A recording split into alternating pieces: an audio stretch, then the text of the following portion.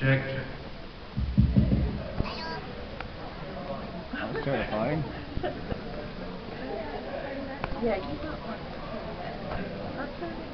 Ladies and gentlemen, boys and girls, but mostly girls, please welcome to the stage the winner of the ETSU Best Looking Award, Christopher Sabat! Oh, thank you. Thank you so much for that kind introduction. Thank you so much. That is great. That is great. Thank you. Oh, you guys are so kind. Please, shut up. Shut up. Shut up. It's still really early. No, I'm kidding. But it's actually 11 in Dallas, so technically I wouldn't have woken up yet.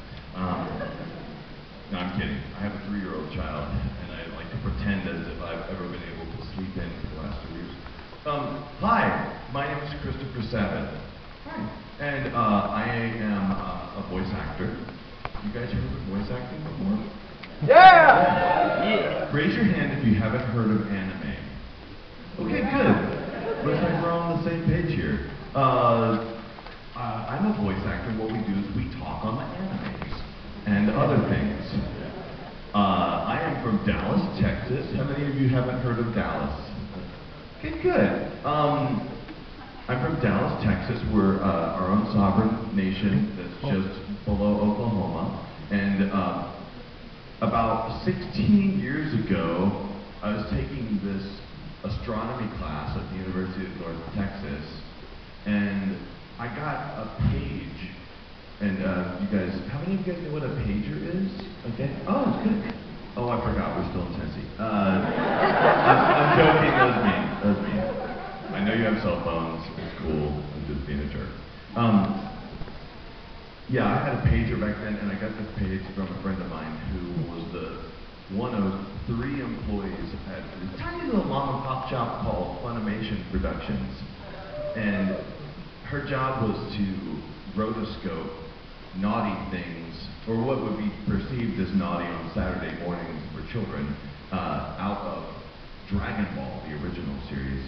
So that meant like changing Master Roshi's beer to like a grape soda, or she was the person who changed, I mean, it wasn't her decision, but she was the person who changed the t-shirts of the characters from Hell to HFIL. So she got to do all that fun stuff. I got a page from her at one point, called her back with a payphone or something like that, and said, what's going on? She goes, oh, you do voice stuff, right? I'm like, yeah, sometimes, yeah. I mean, I've worked in a lot of radio stations and stuff like that. I've changed everyone's outgoing message on their answering machines, on their home phones. How many of you guys know what a home phone is? Okay, okay, cool. So I got this page from her, and so I called her back. She said, we're having auditions for this Japanese cartoon. I'm like, oh, the ones where you get to like erase all the underwear out of them? Like, yes. I'm like, oh, I want to see all that footage. And I also want to audition for you guys.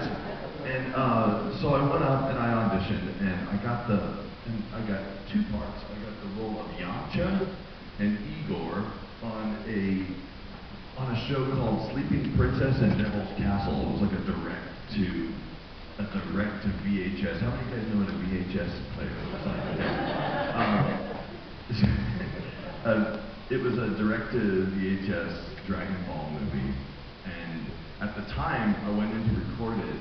They paid me like I think $12.50 an hour, and I was recording kind of into sort of a microphone. I think it was a microphone that's connected to a toaster, which was plugged into a refrigerator, which is plugged into a speaker, which was outside, and then they had someone transcribing the sound in pencil and then loading it onto a very old computer.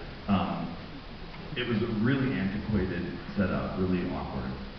But we did it, and then a couple months later, I got a call from them and said, hey Chris, this is Barry, and I'll direct you on that Dragon Ball movie. We're going to be trying to this is sort of a test to see if we can actually do this Dragon Ball stuff here, and I think we're going to try and do it, and so we need to kind of have someone to help us cast it and direct the series. Would you be interested in doing that? I said, let me check my schedule. Sure, okay. I say, what are we talking here? We'll pay you $20,000 a year. And I said, oh, heck yes. Why, of course. And so we had a ton of auditions, but because Funimation was a tiny, poor little company that hadn't made any money and had spent a lot of money to try and get the Dragon Ball Z license, we couldn't work with a lot of the agencies in Dallas, so we had to send out, like, put flyers. I had to go around to universities and put flyers on bulletin boards and libraries, and I put an ad in the social paper, whatever it was, like, auditions for Japanese cartoon, please call this number. And in that set of auditions, we got probably 2,000 or 3,000 people that came in to audition for the original Dragon Ball Z series. And in that audition session, we found Sean Schemmel, voice of Goku, we found Sonny Strait, voice of Krillin, and pretty much the entire cast of that early cast, like somewhere around Ginyu Saga kind of thing. We had to find Captain Ginyu and Jace and Burter and all these things. So even though we called in about 2,000 people, out of those 2,000 people, we found about 11 to 15 good people. Most of the auditions were kind of like this. I'm gonna read the audition. I'm like, okay, just go ahead and start. Just say the name of the character and go ahead and go. Yeah, I'm James, and I'm gonna read for Bulma. Bulma is a headstrong techno genius who very headstrong and smart. I'm like, wait, actually, don't read that. That's the description of the character. Like, read the actual lines. You know, the ones that look like they'd be in a cartoon, not the other part that look like they'd be on the back of a cereal box. Like, okay. I'm Bulma, and I'm a headstrong techno genius. And, okay, that's not gonna work. And then I remember there was another funny audition on all of them. There was this guy who came in, and we had already stopped auditions for the day. It was already like 6 o'clock, but at 6:10, someone came and said, Chris, there's one more person here to audition, and said, do you want me to send them away? And I said, and I took a look at him, and he was just kind of bobbing back and forth like this. Yes, send him in, please. So he came in, and I go, all right, do you know who you're going to audition for? He goes, yeah. Okay, I know what he just did. And so I go, okay, can you give it a shot? He goes, I'm going to read for, do the, Jiaosus.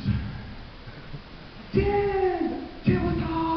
How are you doing? I was like, actually, we are making this Japanese show into an English show, so we don't need to sound Japanese anymore. So if you were trying to kind of do a Japanese accent, we don't need that at all.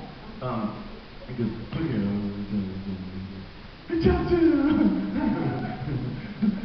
I just started laughing for like 10 minutes. And like, you know what, you're really, really good. So stay by the phone, okay?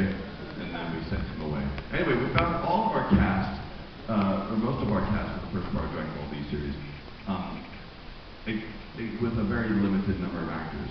And so for anyone who wonders why in the world I play Vegeta, this angry guy with, like, angry short guy with a bad case of hemorrhoids, or, and Piccolo, the guy whose only job is to tell Gohan what to do like a dog. Gohan, go! Gohan, stay! Gohan, do it! No, don't do it. No, Gohan, no! Down! And if you're wondering why, so I also play Yamcha, who was like the awesomest character in like Dragon Ball. He was so awesome, and then got worse and worse and worse. And by the end of Dragon Ball Z, he was like, hey, Chi-Chi, so like Goku's dying and stuff, right? So are you gonna with anyone after that? I know it's weird, but like, you know, I did get a hand through my heart in the Android saga, so I'm kind of like not in the mood to fight anyone anymore. I think people are starting to realize that Polar isn't real. I think in the real world, he would just be talking to his cat, and his cat would never say, like, he'd be the only person who could hear Polar talk, and everyone else just assumed. Which is why I think he and Tien are by far the lamest characters in the whole series. Because Tien is literally just talking to a ragdoll, like that never talks back to him. Like, should we invite Chaozu along for Tien? Oh sure, let's invite Chaozu. Yeah, he's real. And then Tien's like, I heard that. I actually have footage of Japanese, I guess, in one of the scenes in Dragon Ball with Tien, I guess, thought that he's got a special skill because he's got that third eye and he looks back and forth. He can use the third eye to look in the other opposite direction. Like, there's footage of that. I have it on my computer, but I won't show it to you right now. I'm real busy. So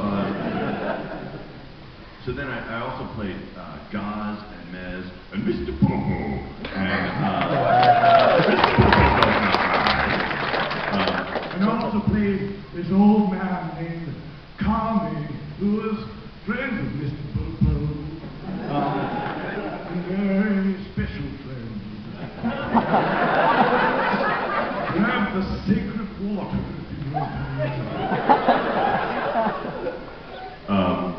Let's see. So I played a bunch of characters, and so when some people are like, so why did you cast yourself in so many characters? Well, I didn't necessarily cast myself in all those characters. The producers were still looking over all the auditions, and when I was auditioning for things, I was one of the people that actually had a lower voice. So I had kind of a better range than some of the other people. Like Sean Schimmel's voice was really high, you know, Krillin's voice was really high. So I kind of had to do almost everybody who had a low voice at the beginning. And it was crazy. We worked so hard. Because back then, they'd said, oh, Dragon Ball Z's going on TV. So, oh yeah, you've got like 3 months to get all these things done.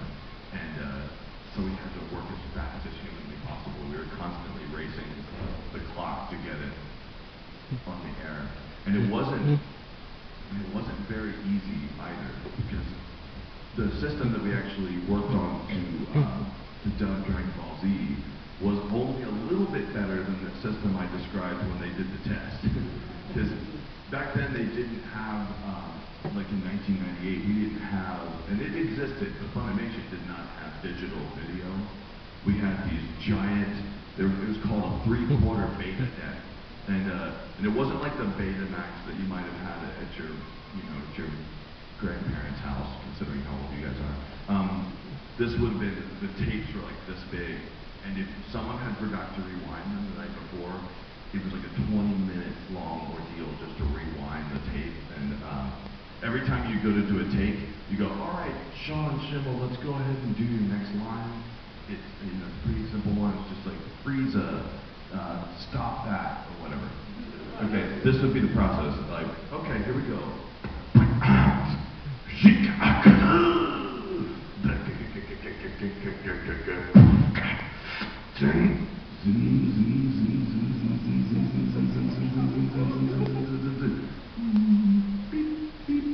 And then he'd read the line, and then we'd stop it and go, and the machine would just make this weird noise, and then it would just pause. Sometimes for a minute, sometimes for 5 minutes. Back then, more people were smokers. That was a time when we would actually go and have a cigarette. So it was not the easiest job to dub Dragon Ball. So if anyone looks back at it and goes, wow, some of that was pretty bad. Like, you would be right. Some of it was kind of awful. I had some of the worst, like, I have like bad dreams about some of the terrible lines that were left in that show. Namely, the worst line in all of Dragon Ball Z. And we just didn't know what to do with it, and we had to turn that episode in that day, and we tried a bunch of different things, and finally I was like, screw it, just leave it. No one's gonna care. No one will ever notice that I'm going, yes! Yes, yes, yes, I can do this. I feel great. Yes. It's the worst line in all of anime ever.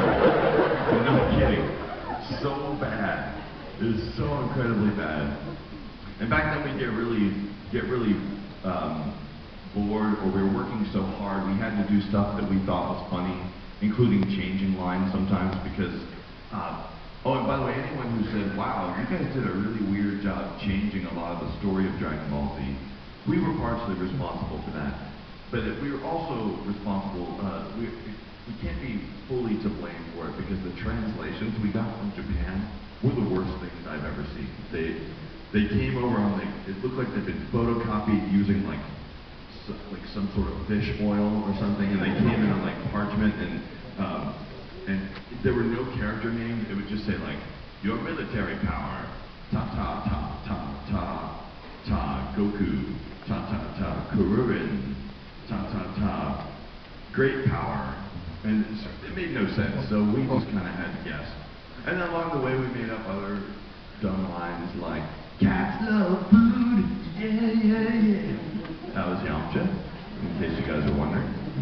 He just got so lame, we just had to make up things to make him even more lame.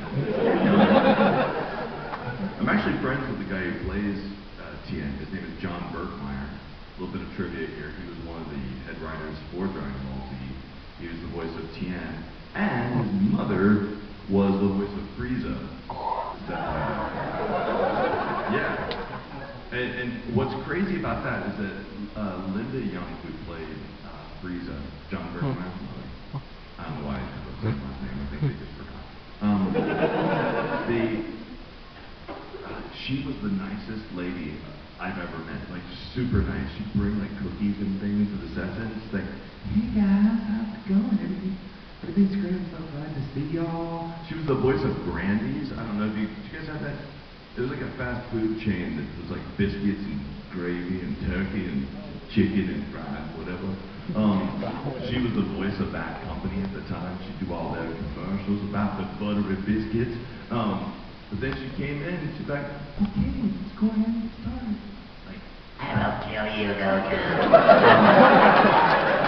It was so funny. Other interesting stories about kind of how the actors related to their by the way, if it's not apparent by now, Dragon Ball Z played a huge role in my life. I have been working on that show for 16 years now. Like, that's older than those people right there, and that person right there, and that person over there. So I can't not talk about it for some reason. It's almost impossible. I'll eventually stop talking about it once you guys are totally sick of it. But there's other weird stories about how certain characters were found. Because one of the most difficult characters to cast in Dragon Ball Z was Trunks. Because Trunks, unlike the rest of the characters, just comes in a super crazy, powerful, amazing character. Like everyone else, there's plenty of time for they're hanging out in Master Roshi's being douche or whatever, and just doing their thing. And they've got 15 episodes before anything happens. And Trunks come in and he's like, hey, I'm Trunks. I killed Frieza. So you had to have somebody join the cast who was already super strong. And man, we were looking for someone to play Trunks forever. And then finally, I remember there was one dude who came in that had brought a headshot, which back in those days, it was really rare that actors brought headshots in. And I remember writing it down. It's well, he's not good for Cell, but I bet you he'd be a good candidate for Trunks, but I'd forgotten. I have a terrible memory. And then finally I was like, oh, wait a minute, what about that dude? So I couldn't find that headshot anywhere that had his information on it. And oddly enough, we were recording Bulma that day. And how strange is it that I was like, he was this guy, he has that blonde hair. She goes, oh yeah, Eric Vale, I know him. I worked with him. Yeah, I know exactly where I have his number. So Bulma gave Vegeta Trunks' phone number. So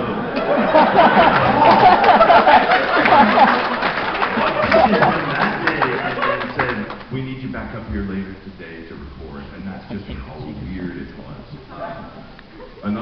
similarity as to how much I genuinely hate the character of Goku. I just hate that character. I mean, he's fine, he serves a purpose. If it weren't for him, awesome characters like Vegeta wouldn't be able to exist. Because the show would be over in 6 episodes or whatever. I say we destroy them all. Okay. That'd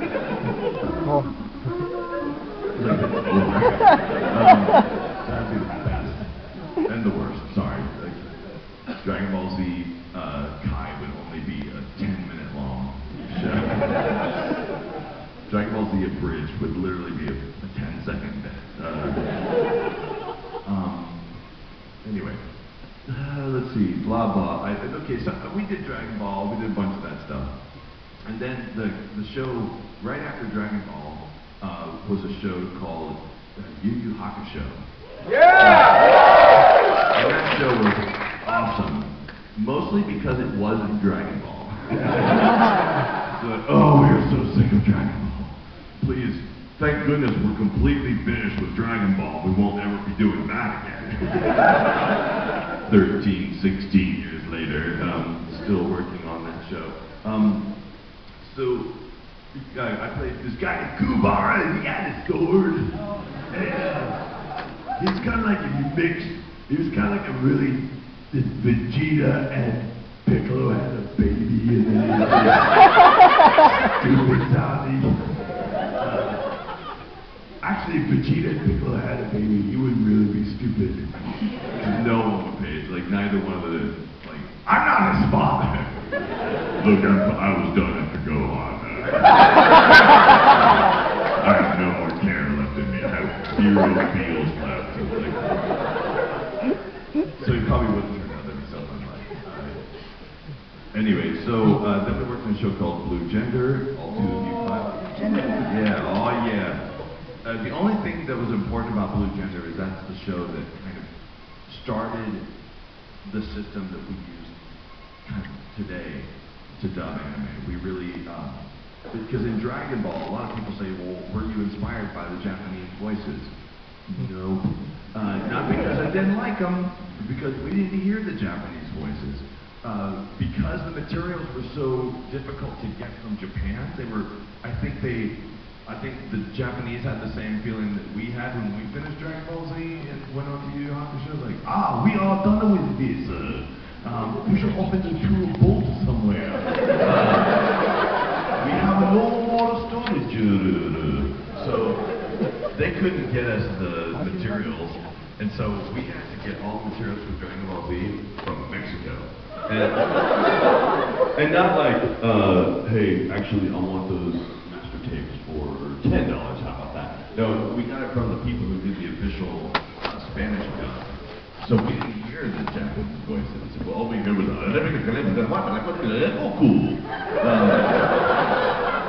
And the only funny thing is that apparently Chi-Chi's name didn't go over very well in the Spanish dub.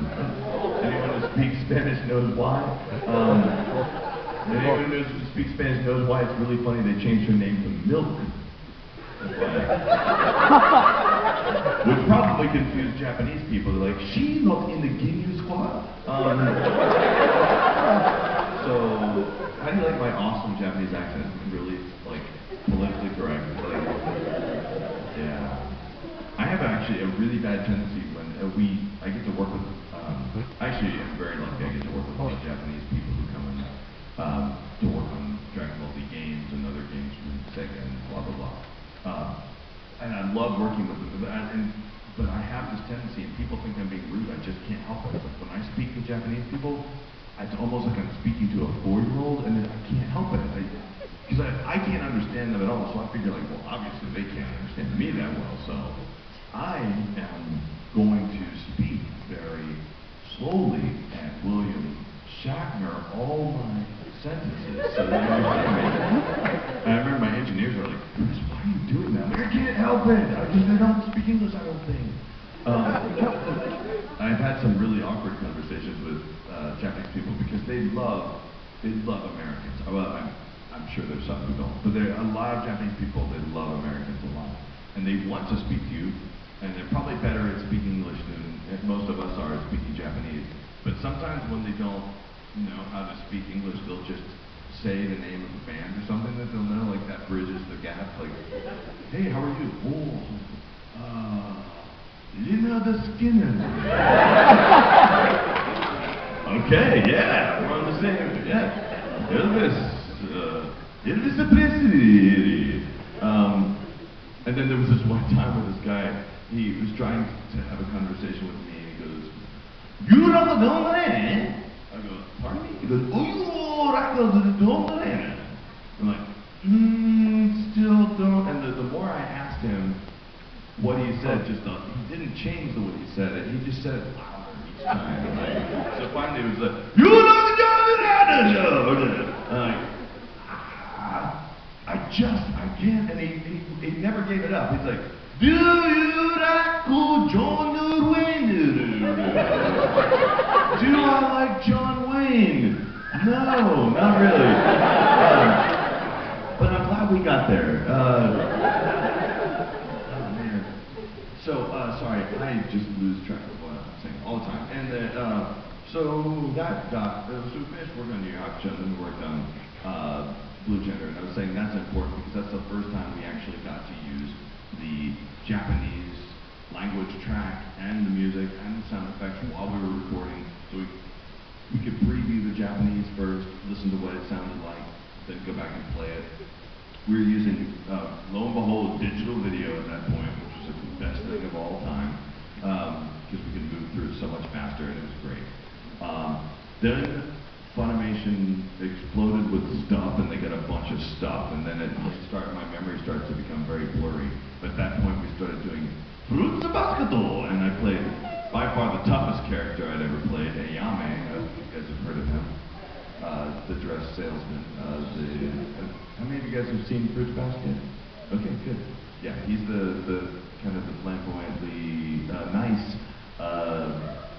dress cosplayer. Anyway, he was very friendly to all points, and definitely a change of pace from all the other characters I played, because normally they have swords and muscles, and they like to blow people up with their hands and stuff. And whereas Ayami liked to just kiss boys. And then after that we worked on Kitty Grade. I don't know if you guys remember Kitty Grade, which is the weirdest name for such a cool show. I think it was just a bait and switch. Like, oh sweet, this is gonna be a weird show about like little kids and women. And then everything just started happening. The next greatest show we got was this tiny little cute adorable show about two brothers called Full Metal Alchemist or something like that. Yeah! They're gonna say, "I'm sweet home This is wrong Alchemist," who would be hands down one of the most uncomfortable people to meet in real life. I've said this on more than a couple panels before, but imagine what it would be like to know him for real. First of all, he's in the military. Second of all, he doesn't wear a shirt most of the time. All right, that's cool. And then, but he likes to hug people and imagine. And the sparkle, I imagine in real life wouldn't be sparkle, it would just be sweat. He was a great character to play, and I was very inspired by the Japanese voice for him. I mean, he's such a fun character.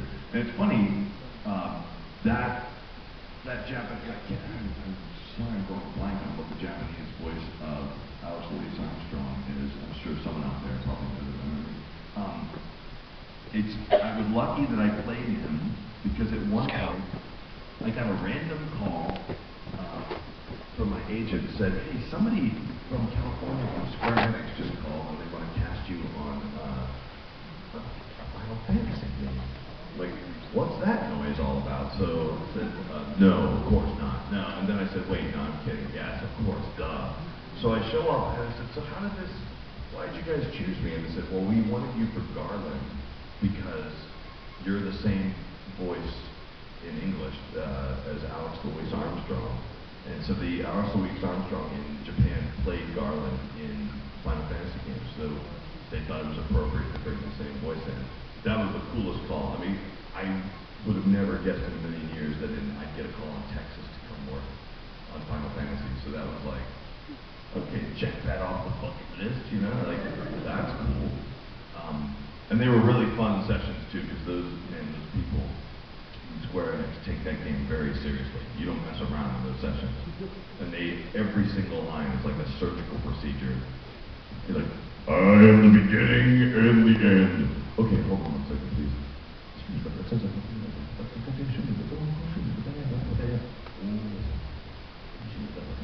And they'll have a conversation about it for like 10 or 15 minutes, and then they'll finally go, that was good. Move on to the next one. They have to run it by everyone who works at Square Enix. They have to, I think, make a phone call and say, what do you think? Anyway, then things started getting even more crazy, and then we got a bunch of shows. One of my favorite shows of all time that I've worked on is called Sergeant Frog. Yeah! Yes! I love that. That was awesome. I love Euro, and I love that show. And it's such a shame that we aren't doing more of those right now. Everyone just do me a favor, go out and surprise Funimation and buy an extra copy of that show if you haven't. So they're like, oh, people actually do want to buy this instead of downloading it from Japan or something. That show was awesome. I thought I would never have more fun dubbing a show than on Sergeant Frog, but it turns out I did when I got cast as Garterbelt on Panty and Stocking. And anytime anyone's like, can you do a voice of, can you do a quote from Garterbelt? I'm like, not around children, that's for sure. And that's actually a voice, I saw Panty and Stocking and Garterbelt online. I saw a clip of it, and that was one of the few shows I've ever gone to Funimation or a director and said, I really, really, really want to be highly considered for something. I don't normally beg too much, but when I saw it, and I knew I had a decent chance because in Texas, if you're an African-American voice actor and you're really good, you're typically smart enough to move to Los Angeles or New York or something like that. Because African-American, like amazing African-American voice actors in Texas are just it's harder to come by because, well, actually, it's just harder to be African-American in Texas, I think, than anywhere else. Anyway, so I knew I had a good chance there, and plus, not only that, the voice was, the show is so crazy that I knew I needed to, that they needed somebody who could dub it pretty fast, and so thank goodness I got that role. But before I got that role, Ian Sinclair, who's the voice of Space Dandy, he came into my office to record something with me. He goes, hey man, I just booked a part on this show called Panty and Stocking. It's this huge black guy dressed in a choir robe. I'm like, what? Hold on a minute. And I started texting Colleen. He's like, no man, I'm just kidding, dude. I think you got that wrong. And I wiped this up from my brow. Oh gosh. And then I do characters on other shows, and then my memory kind of goes weird here, and I have to pull out my phone and start looking at stuff. I was in My Bride is a Mermaid. I played Masa. Did you guys ever watch that show? Yeah! He was awesome. If you haven't seen My Bride is a Mermaid, that is a ridiculously fun show. I played Kurokane in Tsubasa Chronicles. Woo!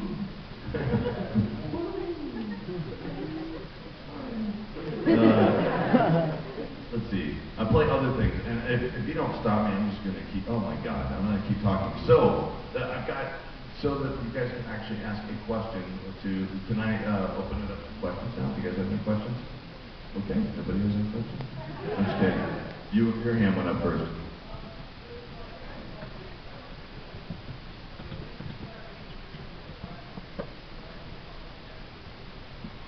The translators gave us that horrible translation. The writers then wrote the script for us. That they kind of adapted it for us.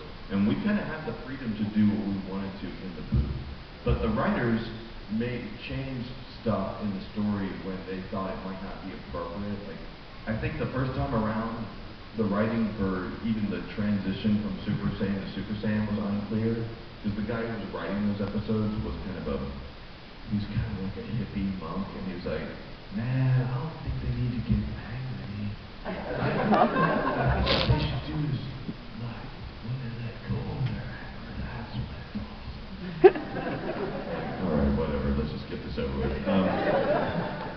But yeah, when we were directing it, say as to what was going to go in or not. But we didn't know one way or another because we had no fan subs to watch. There was no internet back then. I mean, there was, but it'd be like, hey, I want to look at a picture online. And like, download picture, and I go, Rick. Like, kind of what the internet reception is like on campus, you know what I mean? Like, so, yeah, sorry. Let me get the person in the back, right behind, yeah, right there. Yeah. How do you feel about Bridge Series? Because I know your boys Zoro and Italian, but do you feel like the Bridge Series are funny or like kind of like a mockery? Oh no, I think they're funny as hell. Like they're really good. Not only do I like the series, I don't really get a chance to watch them as often as I'd want to, but then I don't get a chance to watch anything that much because I'm pretty busy. But everything I've seen of the Dragon Ball Z abridged, especially, is ridiculously funny. Like they're poking fun of stuff that I wish I had not signed a contract with Funimation so I could make fun of as well. There's the first time I heard that Piccolo in the bridge series go to Gohan like, climb down!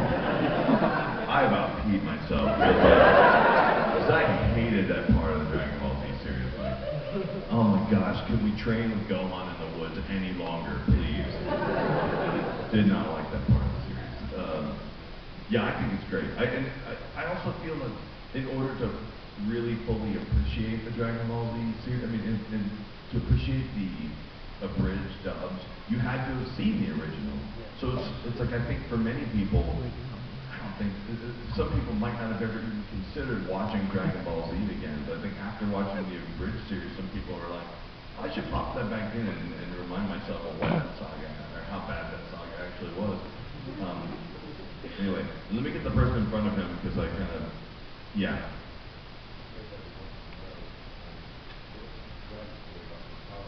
What does this guy say about your power level? How many of you guys have seen the movie Karate Kid? Vegeta would say to you, put him in a body bag! But seriously, you look like the dude who beat up Daniel LaRusso. If you don't exploit that for Halloween this year, like, of course, only the adults in your family, like, only your parents and stuff would probably laugh at that. But he'd probably say, it's all I know as well. That's such a weird thing that people ask you to say that a lot. I say it, and I have no problem with it. It's just because I've also realized that the more I say it now, if I ever was to say, like, I don't want to say that, it just makes people want me to say it more. Yeah. Due to the success of the Dragon Ball Z Battle of the Gods movie,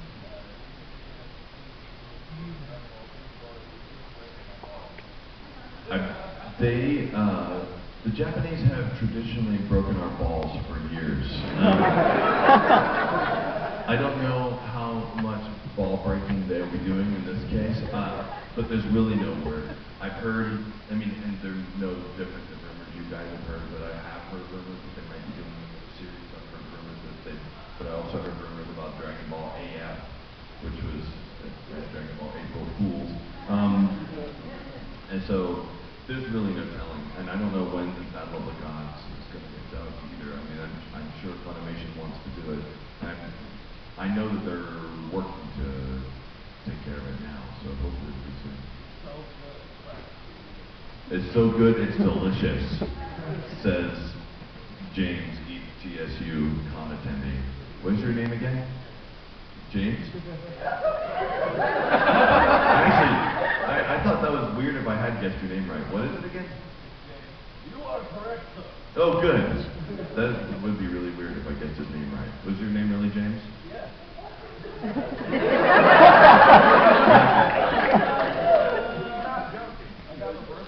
That is really weird. Cosmic things happening here. That must have been just as weird for you as it was for me.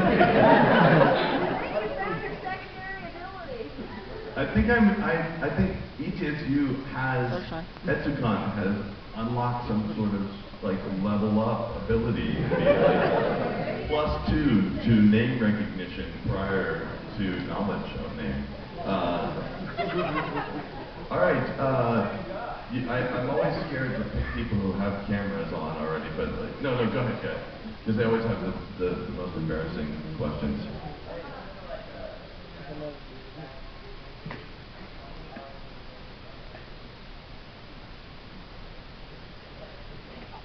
Oh, the Budokai series?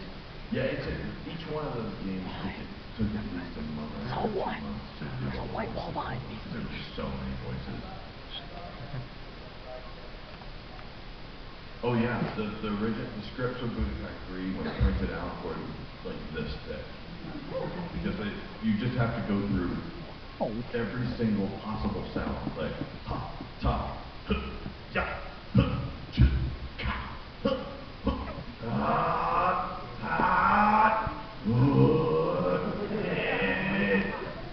Just a billion different tiny sounds. And that hasn't changed, actually. Video games have even more sounds than that end now. Because remember, those were PS2 titles, and now with the new gen system, it's like, all right, let's just go ahead and record every word in the dictionary just in case we need it. I mean, it'll fit on the desk now. They're going to download it anyway. So, you in the pink shirt.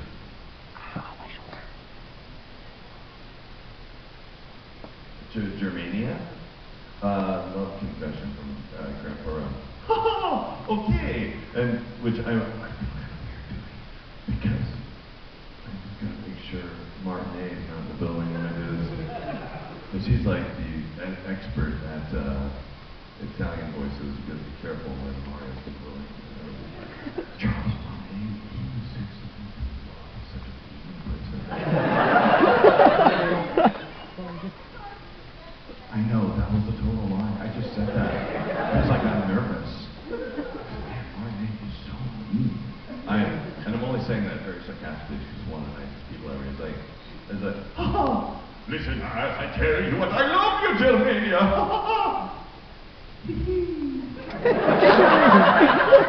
It's me, Grandpa Ron. I actually heard, it's weird. Charles Martinet will literally just do that occasionally, just in conversation. It's like, how's your breakfast? Oh, these eggs are great. So weird. Right, James? All right, William, next question?